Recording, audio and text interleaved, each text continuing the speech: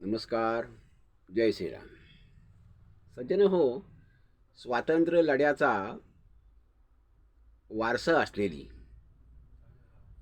देशावर 60 ते 65 वर्षे सत्ता गाजवलेली आणि त्याग, बलिदान, सेवा आणि राष्ट्रभक्ती, देशभक्तीचा वारसा आणि परंपरा असलेली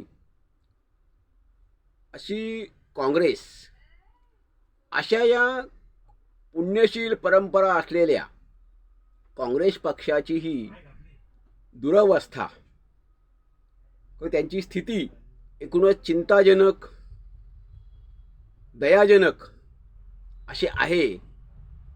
याबद्दल सर्वसामान्य माणसाला सखेद आश्चर्य वाटतं. परंतु मंडळी, असा निसर्गाचा नियम आहे, सृष्टीचा असा नियम आहे की उत्पत्ती, स्थिती आणि लय हा नियमच आहे. परंतु ह्याच बरोबर आपण विचार केला, हा जरी नियम असला तरीही झाडाची शिशिर ऋतूमध्ये पानगळ होते, झाड एकदम निष्फळ होतं, उजाड बनतं. परंतु हेच झाड खंबीरपणे उभं असतं, ते हतबल होत नाही, असहाय्य होत नाही.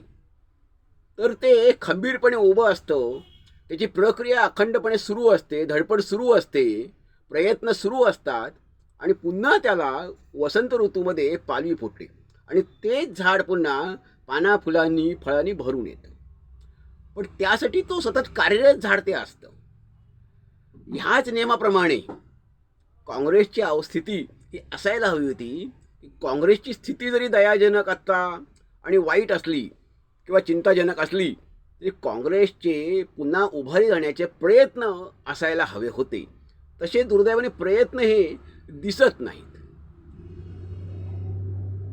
मोहनजी भागवत म्हणजे रासव संघाचे सरसंघचालक मोहनजी भागवत एकदा असं 2-3 वर्षापूर्वी अशा कार्यक्रमात म्हणाले की काँग्रेसने या देशासाठी खूप काही केलेलं आहे, त्याग केलेला आहे, बलिदान केलेलं आहे, काँग्रेसकडून खूप देशसेवा झालेली आहे. आचार्य विनोबा भावेने असं म्हटलेलं आहे की जगामध्ये देशाच्या स्वातंत्र्य लढ्यासाठी एवढं मोठं आंदोलन आणि एवढी मोठी चळवळ उभारलेली कोणतीही अन्य संघटना नाही. ही एकमेव काँग्रेस संघटनाच आहे की जगाच्या पाठीवर की आपल्या देशाच्या स्वातंत्र्यासाठी एवढा मोठा लढा त्याने उभारला, एवढा मोठा त्याग केला, एवढं मोठं काम केलं, एवढी मोठी चळवळ उभारली. अशा पक्षाची अवस्था अशी का व्हावी? तर यातलं दुसरं एक कारण आहे की पक्षाजवळ कार्यक्रम नाही. निव्वळ तुम्ही तात्कालिक यात्रा काढून, आता राहुलजी गांधी हे नक्कीच त्यांचे पक्षाचे श्रेष्ठी हे प्रयत्न करतायत, ते प्रयत्न अजिबात करत नाहीत असं नाही आहे. परंतु नुसते यात्रा काढून तात्पुरती वातावरण निर्मिती होते. तुमचं गावोगावचं, खेडेगावचं, देशभराचं संघटन हे त्याने बांधलं जाणार नाही आहे, संघटन मजबूत होणार नाही आहे, संघटना बांधली जात नाही अशा यात्रा काढून. ते तात्कालिक असतं, तात्पुरतं ते असतं वातावरण निर्मिती. माध्यमामध्ये फक्त बातम्या येतात, दुसऱ्या दिवशी सगळ्या बातम्या ते फोटो बघून विसरून जातात. परंतु कायमस्वरूपी तुम्हाला जर असेल, संघटना बांधणी ही सगळ्यात महत्त्वाची असते. आता महात्मा गांधी, पंडित नेहरू किंवा लोकमान्य टिळक हे पक्षाला किंवा कार्यकर्त्यांना कार्यक्रम देत होते. म्हणजे लोकमान्य टिळक स्वातंत्र्य लढ्यामध्ये, लोकमान्य टिळक हे स्वदेशी, त्यानंतर विदेशी वस्तूंवर बहिष्कार, असे ते राष्ट्रीय शिक्षण असे कार्यक्रम द्यायचे.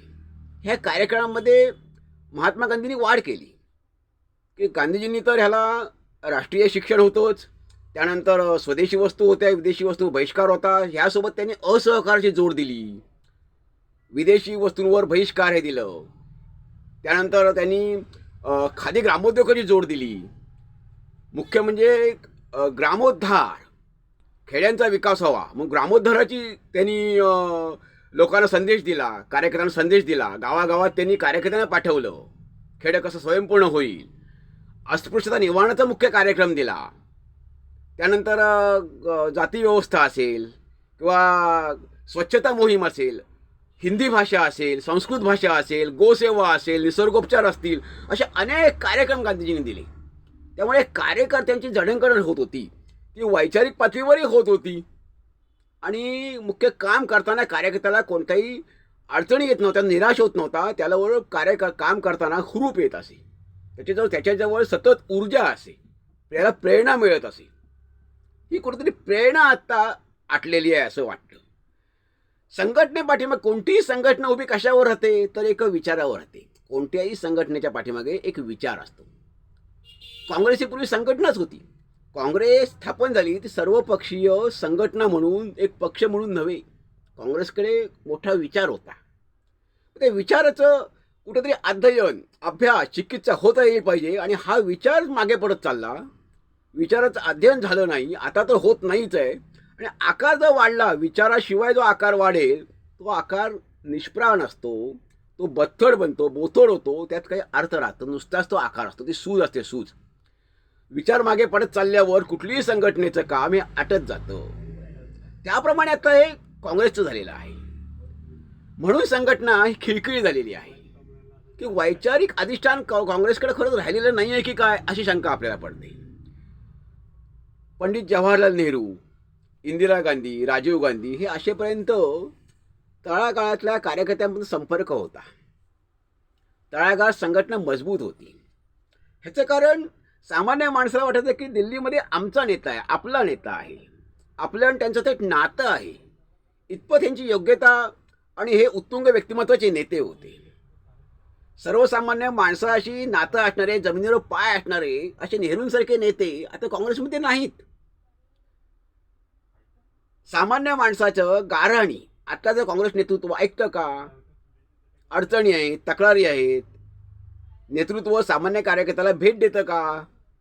नेहरूंच्या का तसं होतं का? नेहरू तर सर्वसामान्य माणसाच्या गाऱ्हाणी ऐकून घेत असत, त्याची दखल घेत असत.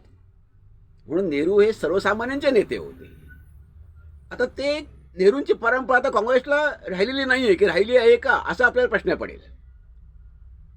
वैचारिक योग्यता, वैचारिक अधिष्ठान असलेले नेते आता काँग्रेसकडे किती आहेत? नावच घ्यायची झाली पूर्वीची तर एक फक्त महाराष्ट्रापुरतं बोलायचं झालं तरी यशवंतराव चव्हाण हे राष्ट्रीय पातळीवरचे नेते होते. परंतु यशवंतराव चव्हाण, बाळासाहेब खेर, बाळासाहेब भारदे, काकासाहेब गाडगीळ, मधुकरराव चौधरी, शंकरराव चव्हाण, शंकरराव देव अशी शिवराज पाटील चाकोरकर अशी किती नावं घ्यावी? ह्यांची केवढी योग्यता मोठी होती.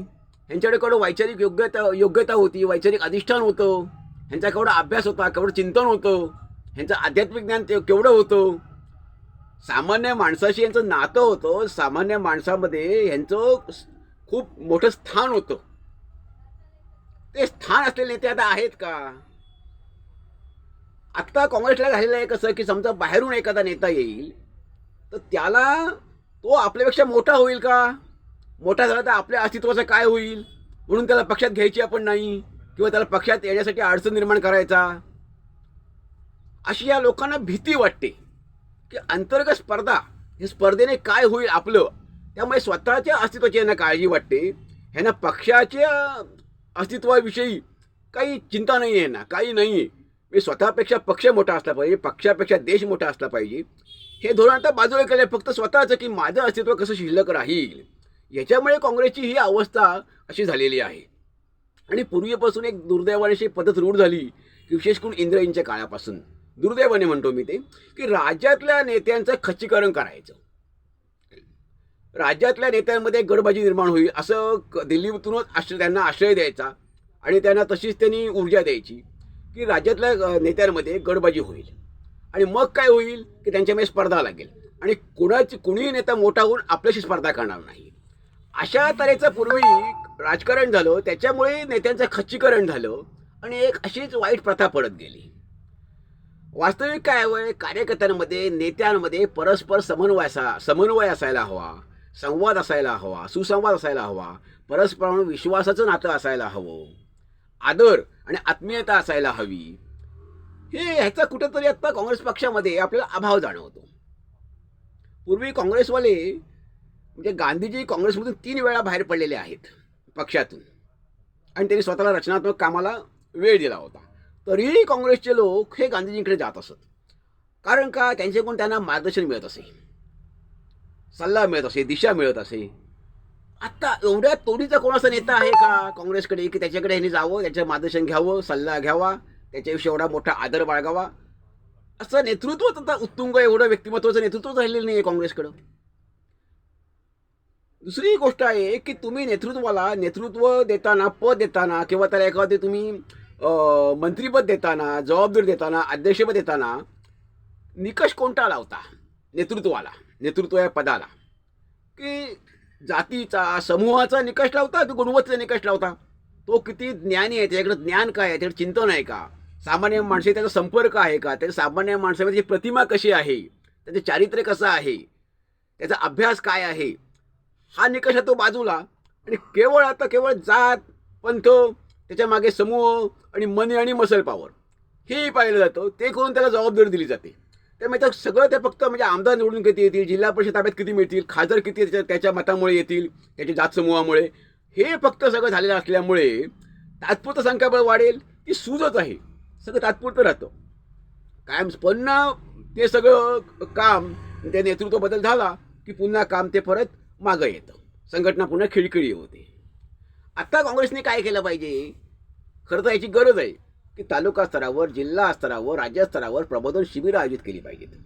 आणि काँग्रेसकडं अशी माणसं चांगले आहेत, ज्ञानी माणसं की ज्यांचा अभ्यास आहे. उदाहरणार्थ जळगावचे एक महाजन म्हणून आहे, अतुल लोंढे आहेत, अशा अनेक कार्यकर्ते माणसं काँग्रेसकडे आत्ता आहेत.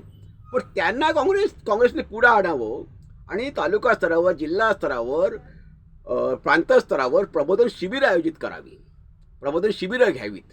त्यामध्ये विशेष करून तरुणांचा भरणा असावा. हे केलं तरच कुठेतरी काँग्रेसला आत्ता भवितव्य दिसतं आहे. यावर काँग्रेस पक्षाने आत्मपरीक्षण करण्याची गरज आहे, आत्मसमीक्षा करण्याची समीक्षा करण्याची गरज आहे की आपली स्थिती अशी का आहे, का झाली, आपण कुठे कमी पडतोय, आपण काळानुरूप गेलो नाही का, काळानुरूप आपण का कमी पडलो, ह्या गोष्टीचा काँग्रेसने काहीतरी विचार करण्याची गरज आहे. आणि देशाच्या अखंडतेसाठी, राष्ट्रीय एकात्मतेसाठी, आपल्या देशाची अखंडता टिकून राहण्यासाठी राष्ट्रीय पक्षांची देशाला गरज आहे. एकच सत्ताधारी पक्ष मजबूत असून चालणार नाही. तर देशाची लोकशाही निरोगी राहण्यासाठी, सशक्त राहण्यासाठी, सुदृढ राहण्यासाठी, आरोग्य नीट राहण्यासाठी, देशाचं आरोग्य नीट राहण्यासाठी आपल्याला 2 पक्ष चांगले हवेत, एक विरोधी पक्ष आणि सत्ताधारी पक्ष. त्यामुळे सत्ताधारी बरोबरच विरोधी पक्षही म्हणजे काँग्रेस पक्षही सक्षम, सुदृढ असला तर जनतेचे पक्ष समर्थपणे ते संसदेमध्ये आणि रस्त्यावर येऊन मांडू शकतात, सत्ताधारी पक्षावर अंकुश ठेवू शकतात. आणि देशातलं जे वातावरण आहे लोकशाहीचं, एकूणच लोकशाही आपली ही निरोगी राहण्यास मदत होऊ शकते. ह्या सगळ्यावर काँग्रेस नेतृत्वाने, वरिष्ठ नेतृत्वाने विचार करावा, आत्मपरीक्षण करावं आणि योग्य तो निर्णय घ्यावा. धन्यवाद. जय हिंद, जय भारत.